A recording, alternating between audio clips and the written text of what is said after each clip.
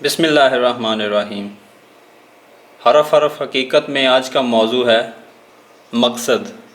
हम किसी एक ज़माने में किसी आने वाले ज़माने के लिए अपने लिए एक मकसद बनाते हैं ताकि वो आने वाला ज़माना आसानी से गुज़रे, लेकिन जब वो ज़माना आता है तो महसूस होता है, बल्कि मालूम होता है कि वो ज़माना जिसे आना था वो नहीं आया, बल्कि कुछ और ही आ गया, या वो गुज़रा हुआ ज़माना जिसमें हम मकसद बना रहे थे वो इस काबिल ही नहीं था कि हम नए ज़माने को पुराने ज़माने की निगाह से समझ सकते।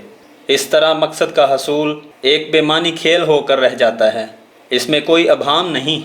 हम देखते हैं कि ऐन आलम शबाब में एक आसान बढ़ापा गुजारने के लिए हम महफूज तरीन रास्ता यानी सरकारी मुलाजमत का रास्ता इख्तियार करते हैं, और ये बात देखने में आती है कि जब वो बुढ़ापा आता है तो हमारे साथ होने वाला सलूक वो नहीं होता जिसकी तवक्को और इंतज़ार में हमने जवानियाँ गुजारी। रिटायरमेंट का दौर बस हर लिहाज से माजूली का दौर होता है। सरकारी मकान से ऐसे निकाल कर फेंक दिया जाता है जैसे हमारा इसके साथ कभी कोई ताल्लुक़ नहीं था। सरकारी निज़ाम एक संगीन डिसिप्लिन के तौर पर हमें कुचल कर रख देता है। हमारे अज़ा शल हो चुके होते हैं, हमारी तवानाइयाँ रानाइयाँ ख़त्म हो चुकी होती हैं, पेंशन से गुज़र नहीं होती, और हम एक तंग गली से गुज़रकर बंद गली का शिकार हो जाते हैं। नया मकान बना नहीं सकते, पुराने में रह नहीं सकते क्योंकि वो सरकारी था। बच्चों के मसाइल बदस्तूर हल होने वाले रहते हैं और हम सोचने पर मजबूर होते हैं कि हमने क्या मकसद बनाया था, हमने क्या सोचा था, हमने क्या पाया। वो जो दूर से खूबसूरत नज़र आ रहा था करीब से इतना भयानक निकला जैसे हमारा चाँद दूर से चांदनी देता है और करीब जाओ तो तारीक हो जाता है। अजीब बात है। ऐसे जैसे सायादार दरख्त हमें दावते सफ़र दें और जब धूप सर पर आ जाए तो वही दरख्त आंखें चुरा लें और अपने पत्ते छुपा लें। हम ना आगे जा सकते हैं ना पीछे। अब मौके नहीं होते कि हम दोबारा कोई मकसद बना लें, दोबारा कोई नया रास्ता बना लें। बस उम्मीदें हसरतें बन जाती हैं। सरकारी दर्जात हमारे लिए एक बेमकसद और बेमानी लफ्ज़ होकर रह जाते हैं। हमारी अना बदस्तूर अफसराना रहती है और हमारे हालात गरीबाना। हम खुद को बदस्तूर आली मर्तबत समझते हैं, लेकिन मर्तबे ख्वाब हो चुके होते हैं। हम मकसद पर बहुत ज़ोर देते हैं कि ज़िंदगी का एक मकसद होना चाहिए, ज़िंदगी का एक मफ़हूम होना चाहिए और ज़िंदगी किसी टारगेट की तरफ रवां होनी चाहिए। लेकिन टारगेट तक पहुंचना और टारगेट से वो सुकून हासिल करना जिसके लिए टारगेट बनाया है, ये हमारे बस में नहीं होता। नतीजा वही परेशानी, हैरानी। हम तालीम हासिल करते हैं, तालीम हासिल करनी भी चाहिए।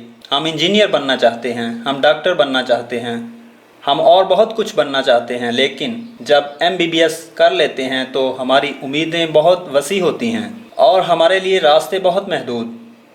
ये क्या गज़ब है कि एक डॉक्टर सर्वस की तलाश में इसी तरह सरगर्दाम फिरता है जैसे इंजीनियर। कहने वाले कहते हैं कि डिग्री लेना तो आसान है लेकिन नौकरी लेना बहुत मुश्किल है। कहने वाले तो यहाँ तक भी कहते हैं कि नौकरी के लिए रिश्वत ज़रूरी है, यानी पैसा कमाने के लिए पैसा लगाना बहुत ज़रूरी है, और जिस आदमी के पास लगाने के लिए पैसा ना हो उसे मज़ीद कमाने का हक़ भी नहीं। और इस तरह बेशुमार डॉक्टर नफ्सियाती मरीज़ होकर रह जाते हैं। शहरों में तालीम हासिल करने वाले ऐसे गाँव में तैनात कर दिए जाते हैं, और ये तैनाती एक अलग दास्तान है। जिस गांव में सड़क तक नहीं जाती और बाज़ जगह तो बिजली भी नहीं होती, वहाँ एयर कंडीशनर में रहने वाले डॉक्टर हाथ में पंखा लिए अपने देहाती भाइयों की खिदमत के लिए भेज दिए जाते हैं, और कुछ अरसे बाद उनमें से अक्सर दिमागी बीमारियों में मुब्तला हो जाते हैं। कहने वाले ये भी कहते हैं कि नौकरी के लिए सिफारिश ज़रूरी है। गरीब डॉक्टर जिसके माँ बाप ने कर्ज लेकर अपनी औलाद को पढ़ाया हो और उनसे MBBS कराया हो, वो ऐसी मुश्किल और बेबसी का शिकार हो जाते हैं कि बस खुदा की पनाह। MBBS करने के बाद एक नया इम्तिहान ज़रूरी होता है, यानी पब्लिक सर्विस कमीशन। बस उसके बाद हासिल किए हुए मकसद की बेमकसदियत वाज़ेह होनी शुरू हो जाती है। फ़ारसियाँ भूल जाती हैं और MBBS का हसूल बेमानी होकर रह जाता है। यही नहीं, हर पेशे में कुछ ऐसे ही वाक़यात होते हैं। अलबत्ता चंद खुशकिस्मत यानी खुश तल्लक लोग ऐसे भी हैं जो कभी रिटायर ही नहीं होते। हर बार उन बेचारों को कोई ना कोई माकूल वजह अपनी सर्विस जारी रखने पर मजबूर कर देती है, और उनके लिए सिर्फ हाल ही मुस्तकबिल का ज़माना बन जाता है। वो कभी रिटायर नहीं होते, बस अल्लाह की मर्ज़ी। दरअसल मकसद बनाना अपनी आज़ादी का एक ऐलान है कि हम जो चाहें बन सकते हैं, जो चाहें कर सकते हैं। हम आज़ाद हैं, जो चाहें रास्ता इख्तियार कर सकते हैं। लेकिन راستہ بنانے والوں نے راستے ہی کچھ اس طرح سے بنا رکھے ہوتے ہیں کہ وہ آزاد راستے پابند منزل تک ہی پہنچتے ہیں۔ انسان کی آزادی صرف انسان کا اپنا احساس ہے، خوش فہمی ہے یا غلط فہمی۔ ہم بہت کچھ کرتے ہیں لیکن ہم ایک کام نہیں کر سکتے، زندگی کو ناگہانی سے نہیں بچا سکتے۔ خوبصورت شہر بنا سکتے ہیں، شفاف سڑکیں بنا سکتے ہیں، کارخانے لگا سکتے ہیں، ملیں چلا سکتے ہیں، لیکن ایک بات کہ بڑے بڑے شہروں میں بھی قبرستان کے لیے جگہ مقرر کر دیتے ہیں اور ہمیں وہاں پہنچنا ہوتا ہے، نہ جانے کب کس کو بلا لیا جائے، اور یوں آزاد مقصد ایک مجبور انجام میں ختم کر دیا جائے۔ قبروں پر کتبے پڑھنے سے عجیب بات دریافت ہوتی ہے کہ لکھا ہوتا ہے کہ جناب چودھری فلک شیر حکیم حاذق دست شفا، اور ساتھ ہی بے شمار ایسے مزار ہوتے ہیں جن پر کوئی کتبہ نہیں ہوتا اور وہ بڑے آسودہ حال ہوتے ہیں۔ یہ تو کوئی مقصد نہ ہوا کہ حاذق بھی مر جائیں اور مریض بھی مر جائیں، دست شفا بھی ختم ہو جائے، دست عطا بھی ختم ہو جائے اور دست سوال بھی ختم ہو جائے۔ مقصد پر اور مقصد کے انتخاب پر اتنے ہنگامے کا کیا فائدہ؟ یہ نظام ہے کسی اور کا، یہ پروگرام ہے کسی اور کا، اور ہم سمجھتے ہیں کہ ہم پروگرام بنانے والے ہیں۔ ہم خوش رہنا چاہتے ہیں لیکن ہم دیکھتے ہیں کہ ہم ہنستے ہنستے رونے لگ جاتے ہیں۔ ہمارے ساتھ تو کچھ نہیں ہوا، ہمارے کسی عزیز کے ساتھ کچھ ہو گیا، مرا تو وہ، بس ہمیں غم مل گیا، بغیر قصور کے سزا مل گئی۔ مقصد کیا ہے؟ خوشی کیا ہے؟ حاصل کیا ہے؟ محرومی کیا ہے؟ یہ سب کیا ہے؟ ہمیں سوچنا پڑے گا۔ مقصد کا تعین کرنے سے پہلے سوچنا چاہیے کہ ہماری زندگی کس حد تک ہماری اپنی ہے، اور اس میں ہمارا سماج شامل ہے، اور ہمارا سماج ہم نہیں ہوتے۔ اس میں ہمارا دین شامل ہے، اور ہمارا دین ہم نے نہیں مقرر کیا، یہ عطا ہے کسی اور ذات کی۔ ہماری زندگی میں ہماری صلاحیتیں شامل ہیں، اور ہماری صلاحیتیں محدود ہیں، کافی حد تک مسدود ہیں۔ ہم ایک خاص حد سے آگے نہیں جا سکتے۔ ہم نیند کے حصار میں ہیں، ہم بھوک کے غلبے میں ہیں، ہم مجبوریوں کو دور کرنے میں لگے رہتے ہیں، اور مجبوریوں سے نئی مجبوریاں پیدا ہوتی رہتی ہیں۔ زندگی ریاضی کا ایک سوال نہیں جس کا جواب معلوم ہو سکے، یہ مما ہے جسے کسی فارمولے میں بیان نہیں کیا جا سکتا۔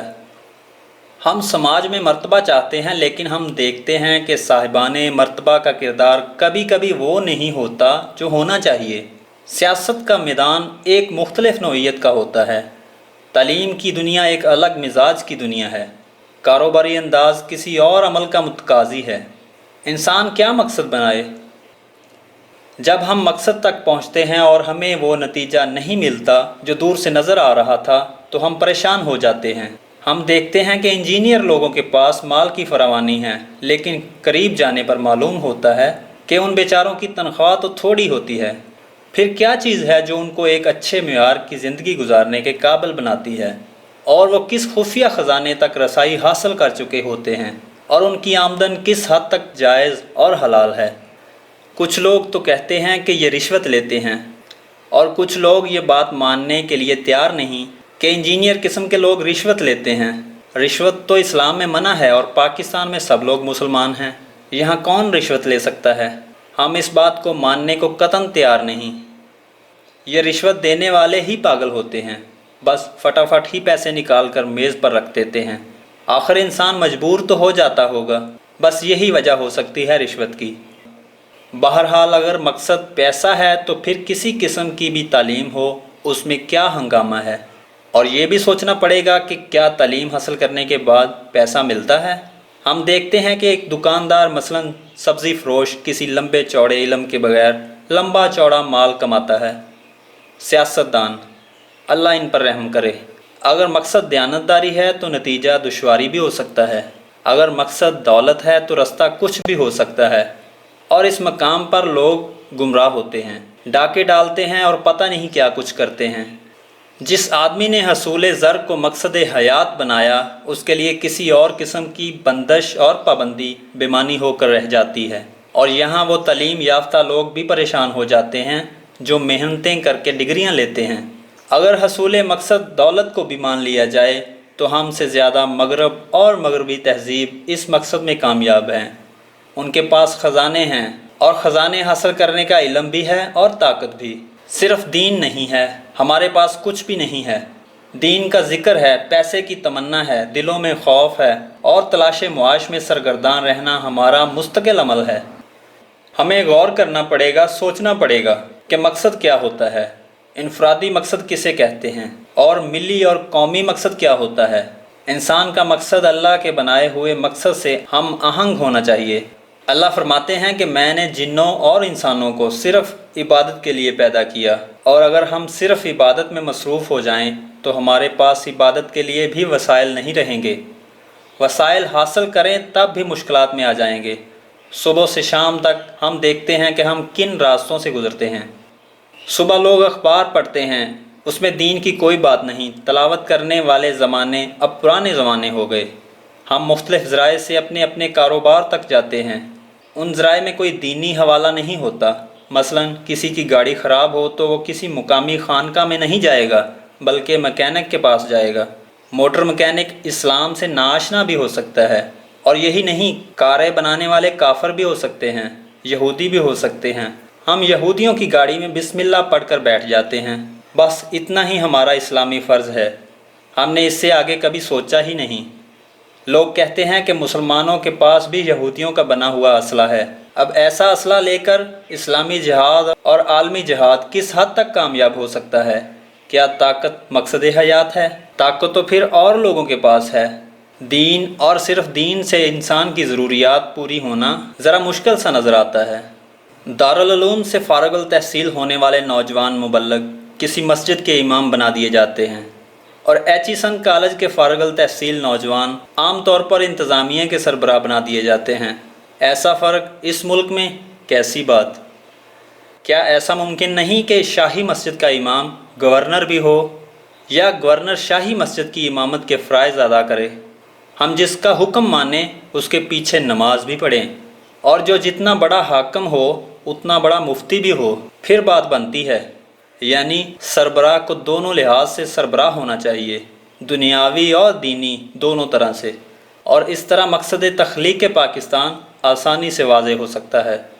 ہمارا ذاتی مقصد ایک ذاتی زندگی کی آسودگی ہو سکتا ہے، لیکن اجتماعی مقصد ذاتی سفر کی کامیابی کے علاوہ ایک ملی سفر کے سر انجام دینے کا نام ہے۔ اگر ذاتی مقصد ملی مقصد سے متضاد ہو تو بھی بے معنی، اور دینی مقصد سے مختلف ہو تو بھی بے مقصد۔ لہٰذا مقصد تجویز کرنے والے بڑے فکر اور تدبر سے کام لیں کہ طالب علموں کے لیے ایک کامیاب زندگی کا حصول بھی ممکن ہو، اور کامیاب قوم کا حصول بھی، ورنہ ذاتی کامیابیاں ہی اجتماعی ناکامی کا باعث ہو سکتی ہیں۔ اگر ذاتی مقصد کا حصول یہی ہے کہ اس ملک کو اپنے لیے استعمال کیا جائے تو وہ آدمی کہاں سے آئیں گے جو اس ملک کے لیے استعمال ہوں؟ پروفیشن ایک وبا ہے جو ملک کو نقصان پہنچا سکتی ہے۔ ہر آدمی الگ کامیاب ہے، لوگ مال جمع کرتے ہیں، گنتے رہتے ہیں، اور ان کے لیے ارشاد باری تعالیٰ واضح ہے کہ یہ لوگ کہاں پہنچا دیے جائیں گے، ایک کھولتی ہوئی آگ۔ اگر ملک کو ایک درخت سمجھ لیا جائے تو ایسا لگتا ہے کہ ہر بامقصد انسان اپنی سہولت کے لیے اس کی ایک آدھ شاخ کاٹ لیتا ہے، اور اب کوئی انسان نظر نہیں آتا جو اپنے آپ کو قربان کر کے اس درخت کی خدمت کرے۔ جو شخص صرف مال اکٹھا کر رہا ہے اس کے لیے سکون کی دولت ناممکن کر دی جاتی ہے۔ ملک قربانیوں سے بنتے ہیں، ملک آسائش حاصل کرنے والوں کے ذریعے سے مضبوط نہیں ہو سکتا۔ ملکوں کی ترقی کے لیے مضبوط کردار، ایک بامقصد قوم اور ایک لگن درکار ہے جس میں اللہ کے فرمان بھی پورے ہوں اور ہمیں اس دنیا کے معیار کے مطابق ترقی بھی حاصل ہو۔ ابھی وقت ہے، ایسا نہ ہو کہ ہم صرف بحث کرنے والی قوم بن کر رہ جائیں۔ سماج میں بے شمار برائیاں بیان کی جاتی ہیں، لیکن کوئی شخص آگے بڑھ کر انہیں دور کرنے کا ارادہ تک بیان کرنے کو تیار نہیں ہے۔ کوئی شخص اپنی دولت سے اپنی خوشی کے ساتھ اپنے غریب بھائی کی مدد نہیں کر سکتا۔ ابھی تک کسی شخص نے اعلان نہیں کیا کہ وہ نہ کبھی رشوت لے گا اور نہ کبھی رشوت دے گا۔ ملک کی خدمت جلسے جلوسوں میں نہیں ہے، یہ مسلسل بیداری سے حاصل ہوتی ہے، مسلسل سوچ کے ساتھ اور قوم کو ایک وحدت میں پرونے کے ساتھ۔ جب تک وحدت کردار حاصل نہ ہو، وحدت مقصد حاصل نہیں ہو سکتی۔ خالی ترقی ایک ایسے جہاز کی طرح ہے جو پانی پر تیرتا ہے، ڈوبتا نہیں ہے، چل رہا ہے لیکن اسے یہ معلوم نہیں کہ جانا کہاں ہے۔ بے سمت ترقی اور بے جہت مسافرت بے معنی سفر ہے۔ مقصد کا انتخاب کرتے وقت صرف یہی نہیں دیکھنا کہ ہم پیسہ کیسے بنائیں گے، بلکہ یہ بھی سوچنا چاہیے کہ ہم اس ملک کی کیسے خدمت کر سکتے ہیں اور اس چند روزہ زندگی میں اپنے مالک کو کس طرح خوش رکھ سکتے ہیں۔ بس ایسی زندگی گزارنی چاہیے کہ ہم بھی خوش رہیں، ملک کو بھی عروج حاصل ہو اور ہمارا اللہ بھی راضی رہے۔ یہی مقصد سب سے بہتر مقصد ہے۔ شکریہ۔ اپنا بہت سا خیال رکھیے گا، دعاؤں میں یاد رکھیے گا۔ انشاءاللہ نئے موضوع کے ساتھ نئی ویڈیو میں دوبارہ حاضر ہوں گے، تب تک کے لیے اللہ نگہبان۔